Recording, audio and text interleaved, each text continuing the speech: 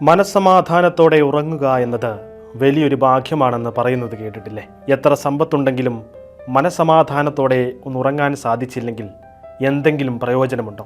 അത്തരം ബുദ്ധിമുട്ടുകളിൽ പ്രാർത്ഥനയിലൂടെ പരിഹാരം കണ്ടെത്താമെന്ന് തെളിയിച്ചിരിക്കുകയാണ് ഒരു കത്തോലിക്ക വൈദികൻ. കൊളംബിയയിലെ സാൻ ആൻഡിറോ ഇടവകയിൽ നിന്നുള്ള ഫാദർ മെൽസനാണ് ഉറക്കമില്ലായ്മ മാറ്റാനുള്ള ഒരു പ്രാർത്ഥന തൻ്റെ ഇൻസ്റ്റാഗ്രാം പേജിലൂടെ പങ്കുവച്ചത്. ഉറക്കമില്ലായ്മ എന്ന പ്രതിസന്ധി തൻ്റെ ജീവിതത്തെ ബുദ്ധിമുട്ടിലാക്കിയപ്പോൾ ഫാദർ മെൽസന് രക്ഷയായത് ഈ പ്രാർത്ഥനയായിരുന്നു. അതുകൊണ്ടാണ് സമാനമായ അവസ്ഥയിലൂടെ കടന്നു പോകുന്നവരുണ്ടെങ്കിൽ അവർക്ക് ഉപയോഗപ്രദമാകുവാൻ ഈ പ്രാർത്ഥന അദ്ദേഹം സോഷ്യൽ മീഡിയയിലൂടെ പങ്കുവച്ചത്.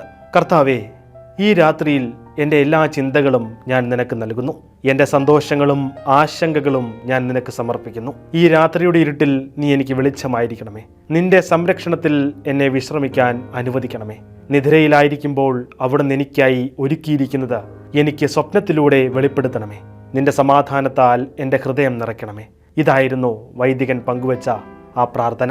വീഡിയോയ്ക്ക് താഴെ ഈ പ്രതിസന്ധിയിലൂടെ കടന്നുപോകുന്ന അനേകർ വൈദികന് നന്ദി പറയുന്ന കമൻറ്റുകളും കാണാൻ സാധിക്കുന്നുണ്ട്.